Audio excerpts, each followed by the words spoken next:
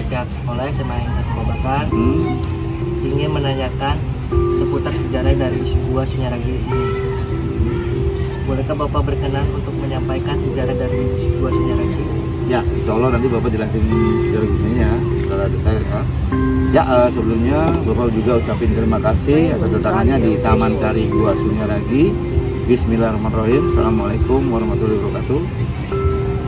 Nah, ini tadi ada nanya, ini Gua Sunyaragi apa? Jadi Gua Sunyaragi ini sebenarnya Taman Sari. Taman Sari itu istilahnya tempat bermainnya daripada Putra Putri Kesultanan Cirebon. Yang dulu masih ada satu Kasultanan. Akhirnya sekarang terpecah menjadi 3 Kasultanan. Namanya Kasultanan Kasepuhan, Kanoman, Kecipunan. Nah, ini Gua Sunyaragi ini selain buat bermain, inti utamanya itu buat meditasi atau bertapa. Itu bahasa dulu ya. Kalau bahasa sekarang tempat tafakur atau tirakat. Makanya dengan sesuai namanya, Sunyaragi punya arti, punya makna tersendiri yang diambil dari kata Sunyaragi, yang artinya itu sunya itu sunyi, ragi itu raga. Nah, itu yang bisa diartikan juga tempat mestinya juga kegiatan sunyi, asalnya itu buat bersihin badan kita. Nah, ini Gua Sunyaragi ini guanya bukan alami, ini dibikin dibentuk. Nah, ini yang bikin yang bentuknya ini oleh keturunan Sesarif Biatullah atau Sunan Jati. Nah, itu dibentuknya pada tahun 1596 sampai 1788. Dalam tahapan itu dibikin ada 3 tahap. Yang pertama 1596 itu pada zamannya Pangeran Mas Tenoripin, itu kompleksnya 2 petal. Nah, itu yang pertama ya. Dan yang kedua 1703 itu oleh Sultan kedua namanya Sultan Jamaluddin dan adiknya Pangeran Karangan Karya Cirebon. Nah, itu kompleksnya gua pada hati dan sekitarnya, nanti kita bisa lihat. Dan yang ketiga 1788 itu kompleksnya gua Arga Sumut dan pelataran Bani Kemasan, yaitu oleh Sultan kelima yang namanya Safiuddin atau disebut Matan Haji. Dan itu selesai bikin di dalam, ya keturunan berpikir ini buat istirahatnya atau bermalamnya di mana? Nah, ini dibikin pendopo, ya kan nanti ya. Nah, dari situ, nah itu dibikin pendopo atau gedung sanggrahan atau bahasa sekarang silangnya. Nah, itu dibangun 1848 oleh Ibunda Ratu Alimah. Itu ibundanya Pangeran Karangan Cirebon. Nah, itu khusus keluarga aja yang kunjungan sini, di luar keluarga nggak boleh masuk, ya. Nah, ini nanti kita masuk bebas, bisa foto-foto, bisa masuk dalam guanya. Tapi kita agak hati-hati nanti kita ke dalamnya, soalnya bangunannya beda dengan yang lain. Ini bangunannya karang laut. Karang lautnya bukan dari pantai utara atau pantai Cirebon. Ini diambil dari gunung tinggi di selatan. Yang sedikit ada bantuan luar tenaga kitanya, ya. Nah, ini nanti juga kita di sini ada satu mitos dulu yang pernah dengar nggak? Yang nggak boleh disentuh sama gadis perawan yang belum menikah. Nah, itu namanya patung perawan Sunti. Jadi perawan Sunti itu istilahnya perawan tua yang gak laku nikah sampai dengan berjodoh. Dan itu mitosnya apabila yang mempunyai seorang gadis atau perawan yang belum nikah itu bisa jodohnya. Kalau yang bujang boleh pegang, kembalikan ke jodoh. Bisa dikit ya apa itu ya. Nah, itu nanti posisinya di depan gua petang. Nah, itu posisinya dulu patungnya perawannya berbentuk perempuan. Karena rusak kita ganti dengan patung batu. Kenapa posisinya depan gua petang menghalangi pintu masuk? Itu pernah dengar nggak kata orang tua dulu? Neng, posisinya perempuan ya, Neng jangan duduk di depan pintu atau duduk ya. Ntar pamali kenapa? Nah, beda kali asal duduknya ya. Ini bahasanya Jawa apa Sunda? Jawa, campur Sunda ada Jawa ya, bapak ya. Jadi kalau orang Sunda masih Sunda Tuduna gitu ya. Kenapa itu pamalinya aslinya kanto, pintu. Jadi orang yang mau masuk bisa jadi bisa jalannya gitu. Ada pertanyaan nggak sebelum bapak masuk nih? Oke, bapak coba. Jadi Gua Sunyaragi ini sekarang fungsinya untuk apa? Nah, sekarang difungsikan buat tempat wisata, buat umum ya. Kita kalau buat wisata, kunjungan wisata ya, kita buka jam 8 pagi sampai jam 5 sore. Kita steril jam 5:30. Dan ini barangkali ada yang mau puasa di sini, kita juga boleh, bebas, nggak dilarang. Dari kalangan siapa aja. Kalau dulu kan buat turunan saja ya, kalau sekarang bebas. Orang ada nanti habis ke sini, pas habis di sini, pas di sini, mangga, nanti puasa sini. Tapi waktunya nggak pagi, malam, jam 8 malam, setelah bisa sampai jam 5 pagi, sudah sholat subuh. Jadi aksesnya nggak saling ganggu. Yang kunjungan wisata bebas, yang puasa bebas juga. Tuh. Lagi? Kalau di sini ada acara khususnya nggak Pak? Ada, biasa ada khususnya. Kita ada punya pagelaran seni. Nah itu pagelaran seni itu kalau yang gede, yang besar itu. Nah itu biasanya di panggung budaya seni lagi ada yang tulisannya tuh buat pentas gedeannya ya. Tapi ini acaranya malam, bukan siang. Kalau siang nanti ntar jadi ikan gesek, ikan kering, soalnya nggak ada tribunnya panas ya.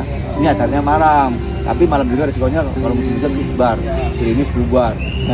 Nah itu malam ya. Nah kalau agenda yang kecilnya tiap bulan ada, nah itu di situ gedung pendopo, namanya gelar seni Pesanggerahan.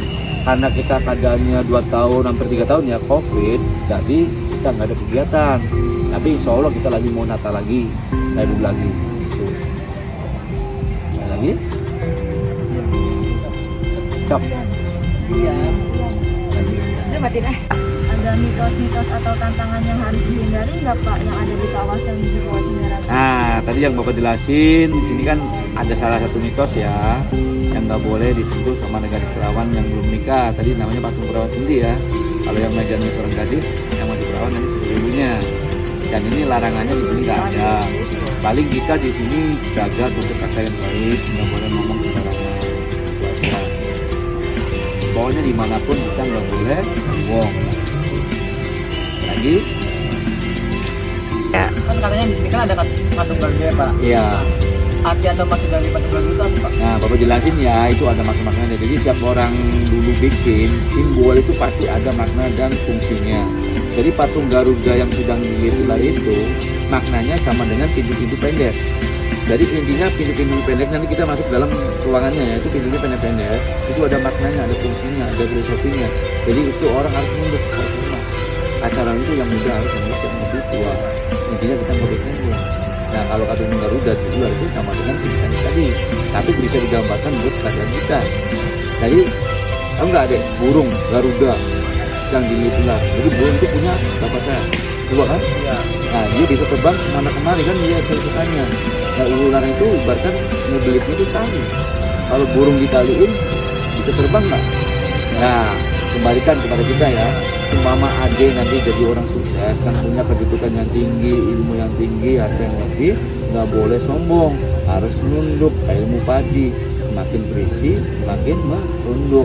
Jadi intinya kita nggak boleh nunjukin dengan kita nggak boleh sombong tuh intinya gitu. Framelins Audio Visual.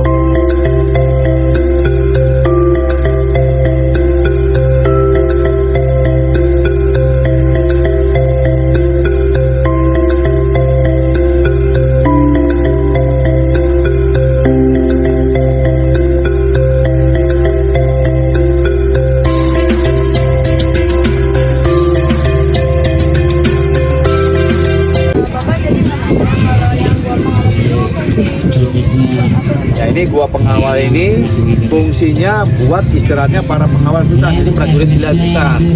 Jadi kalau ngawal sini istirahatnya di sini prajurit pilihannya ya. Kalau bahasa sekarang uang pampres ya prajurit yang buat waktu ya. Ini buat prajurit pilihan sultanan. Jadi buat istirahatnya. Kan gitu.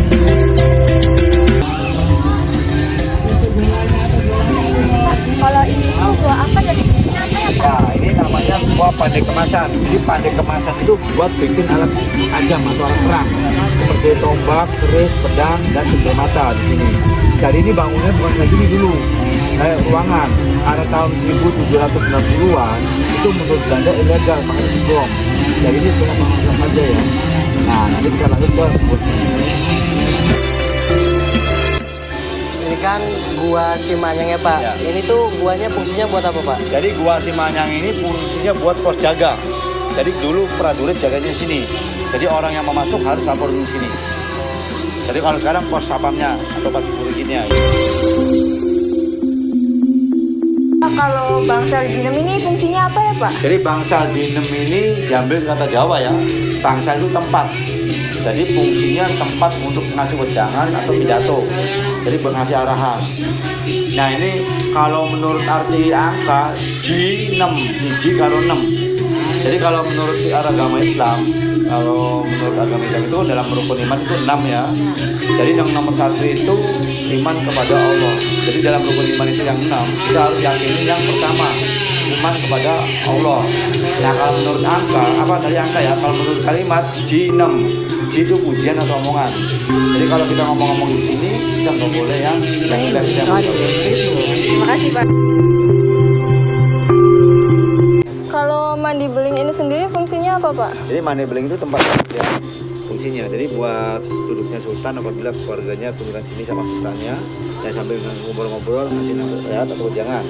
Ya itu mandi beling itu yang terbuat dari marmer atasnya, belingnya itu keramik yang ditempelkan ini kebanyakan dari Cina sama Belanda. Nah nanti kita turun sini ya.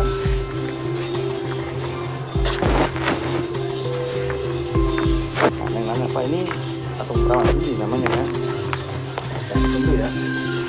Ini nanti jalan ya, dan tentu ya. Nah. Kalau ini patung apa Pak? Nah ini namanya patung Tunggul Perawan Sunti. Jadi dulu bentuknya perempuan, patungnya pakai kemben atau kebaya.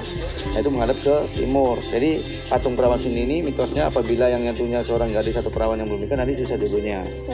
Nah itu sampai nggak ada Gua Langse. Gua Langse. Jadi Gua Langse itu bahasa Cina kuno yang artinya tirai atau hordang yang terbuat dari air. Jadi itu fungsi buat cikir. Ya, buat cikir. Buat cikir. Nah ini kan gua petang. Iya. Nah ini gua petang ini fungsinya buat melatih ilmu kan organ kekebalan tubuh. Jadi petang artinya gelap. Nah itu atapnya ada cungkup gua puncit. Itu menara pengawas fungsinya. Nah itu fungsinya buat ngintip. Jadi dulu yang jaganya itu prajurit yang mencari memanah. Nah kita lanjut masuk gua petang ya. Yuk. Buat melatih ilmu kekebalan tubuh. Nah, kita masuk jalannya ya. Yuk, pelan-pelan. Pelan-pelan ya. Nah, kita kesini. Nah, itu buat pertapannya barangkali mau dipilih. Ke kiri ada ruangannya. Nah, di situ sambil duduk menghadap ke barat ya. Nah itu namanya puasa itu sendiri, nggak ditemenin. Kalau ditemenin nanti ngomong apa, ngobrol curhat ini, konsen begini. Nah kita keluar dari sini ya. Nah ini buat tampungan air ya, buat pendingin ya. Nah enggak tadi.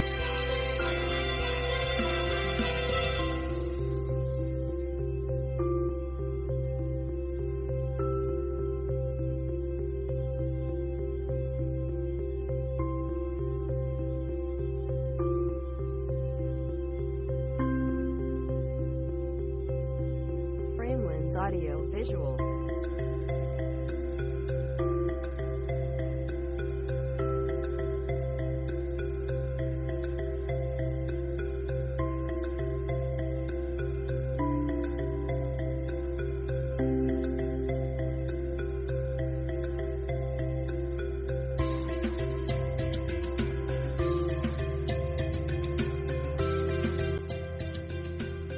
Pak, kalau ini kamar Kaputren sama Kaputren itu apa ya Pak? Jadi kamar kaputren ini istilah aja ya. Jadi bukan buat kamar tuh buat tidur atau buat istirahat ya.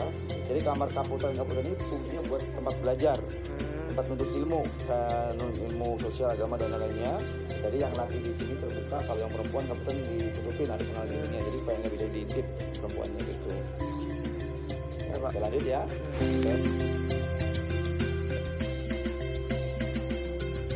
Bapak punten buat balai kembang itu fungsinya buat apa ya Pak? Ya ini balai kambang. Jadi balai kambang itu fungsinya buat tampungan air. Jadi itu fungsinya tempat penyimpanan air. Jadi buat ngisi yang bagian depan kolam itu ya diatur dengan pintu air. Jadi balai kambang ini dulu banyak kayu, makanya buat kambang atau balai kambang. Nah ini balai kambang ini fungsinya buat nabuh gamelan, belajar ngaji. Selain itu buat menggambarkan buat kepribadian kita yang hidup di dunia ini. Jadi kalau kita hidup di dunia ini kita harus punya prinsip yang harus yakin, yang teguh, nggak boleh ngambang kayak balai kambang ini.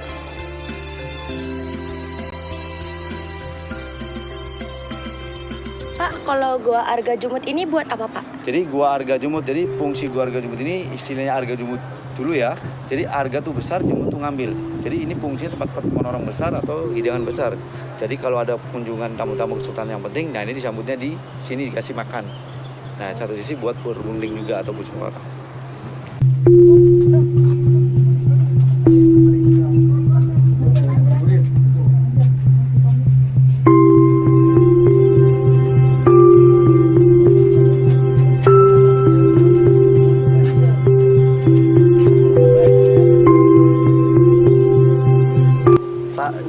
dengar di gua ini ada portal yang bisa menembus ke Mekah dan Madinah. Ya betul Ade. Jadi ini di sini ada portal pintu cepat yang bisa nembus ke Mekah, Madinah dan Cina. Nah ini kebetulan di depan kita nih portalnya ya. Arahnya ke barat itu ke Mekah, Madinah. Kalau ke Cina arahnya ke timur. Yaitu khusus dulu yang buat ke sana itu khusus keturunan yang punya ilmu tinggi beserta punya bacanya. Dibarengi tafakur dan tirakat. Jadi tafakur dan tirakat itu jadi orang dulu itu matanya nggak tidur, matanya melek, perutnya lapar puasa. Jadi tingkatannya dari 1 hari sampai 40 hari. Tapi kalau orang mata biasa itu kelihatan tembok.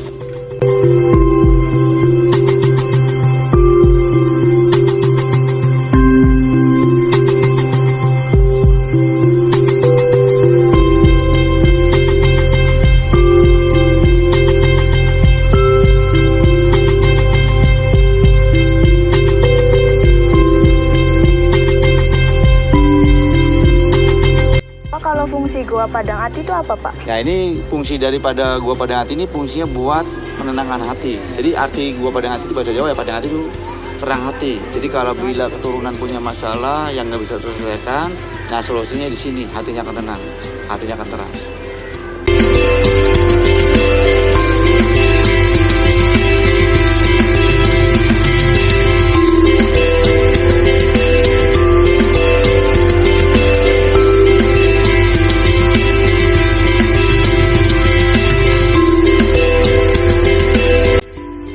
Monumen Cina ini tuh apa sih, Pak? Ya ini jadi monumen Cina ini simbolisasi aja ya, jadi bentuk penghargaan. Jadi ini posisinya bentuknya kayak makam Cina atau kuburan Cina. Tapi ini bukan makam, cuma simbolisasi aja bentuk penghargaan buat orang-orang atau keturunan Cina yang ikut membangun Taman Sari ini. Jadi simbol ya, jadi penghargaan. Jadi bukan makam, jadi simbolisasi aja. Kalau ini patung apa, Pak? Nah ini namanya patung Garuda yang sedang diular. Jadi patung Garuda ular itu sama ada katakan bawahan. Jadi kalau kita artikan, kita gambarkan, kan burung dia punya sayap 2, bisa terbang kemana dia sebenarnya. Dan ibarat ular ini lagi mulutnya ini tali. Kalau burung ditaliin kan nggak bisa terbang ya. Nah ini balikin kepada kita. Kalau kita punya kedudukan yang tinggi, ilmu yang tinggi, hari yang lebih, kita nggak boleh sombong. Harus rendah hati. Kayak ilmu padi, semakin berisi semakin merunduk. Jadi intinya kita di dunia itu harus nggak boleh sombong, harus nunduk gitu. Brainlands Audio Visual. Ini kan ada pohon yang ada kulit sama akarnya aja. Ini Ya. pohon apa ya, Pak? Ya ini namanya pohon kelengkeng Neng ya. Ini pohon kelengkeng ini umurnya 400 tahun. Jadi pohon kelengkengnya satu sampai sekarang dan dulu itu sampai sekarang nggak pernah berbuah. Karena itu mitosnya harus berbuah itu 2 pohon, ada laki dan perempuan. Jadi umurnya 400 tahun, tinggal kulit dan akarnya makanya masih hidup gitu. Yang uniknya. Ini kan gua Kalenggangan ya, Pak? Ya, kelanggengan. Ya. Nah, apa itu, Pak? Buat apa Nah, ini itu, Pak? gua kelanggengan. Jadi gua kelanggengan ini fungsinya buat melanggengkan jabatan atau kedudukan. Jadi arti dari kelanggengan itu abadi paten. Jadi kalau dulu sultannya mau langgeng jabatannya dan pejabat tingginya, nah ini sini puasanya jabatannya nggak bisa diganti. Langgeng abadi. Nah ini kalau mau punya pacarnya satu di sini langgeng satu. Uyon oke.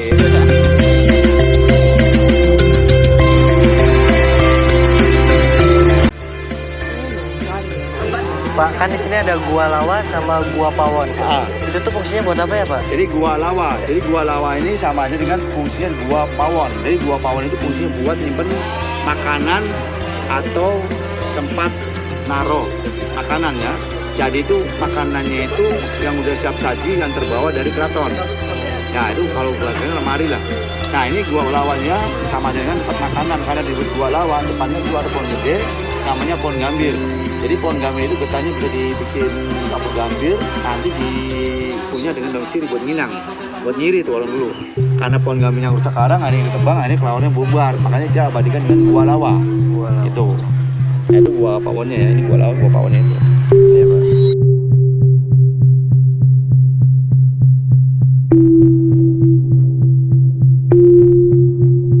Ini kan pintunya bagus, Pak. Ya. Nah, ini bentuknya apa ya, Pak? Kalau Nah ini pintunya arsitek punya ya, namanya pintu borotan. Ini bentuknya kayak kue waffle nih, tau nggak waffle? Iya, Pak, tahu, Pak. Nanti kalau dikasih es krim enak nih. Nah ini pintu situs masuk buahnya ya. Nah ini bentuknya kayak kue waffle, nah ini bahannya kayu jati. Tuh arsiteknya dari Cina. Cina. Ya. itu bawaan dari istrinya Sunan Kudus dari Cina yang bernama Putu Ontin dari Ontin. Oke. Pak, ini kan ada kayak rumah gitu Pak, kayak bangunan tua itu apa ya Pak? Nah ini namanya Gedong Pendopo atau Pesanggerahan. Nah ini dibangunnya 1848. Dan ini dulu fungsinya buat istirahatnya keluarga bila kunjungan sini. Jadi di luar keluarga nggak boleh masuk. Ini ada ruangan, nah kanan kiri, tapi sekarang tidak terpakai. Sekarang buat umum, kayak tadi bisa digunakan buat gala, ada pertemuan gitu, buat wedding juga.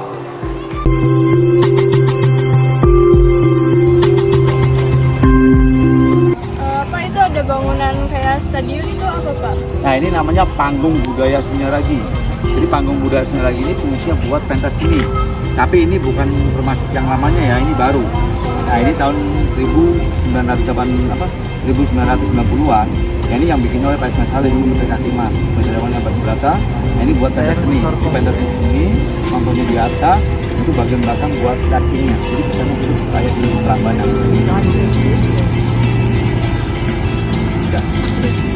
Mau foto di sini Pak. Tadi kan ada patung gajah ya Pak. Nah, makna dari patung gajah itu apa Pak? Jadi makna dari patung gajah itu melambangkan simbolisasi aja, jadi melambangkan keretanya seorang raja atau tunggangannya raja. Jadi pakai gajah kenapa? Dia supaya dengan gagah perkasa. Jadi gajah itu melambangkan perkasaan atau kegagahan, kekuatan lah.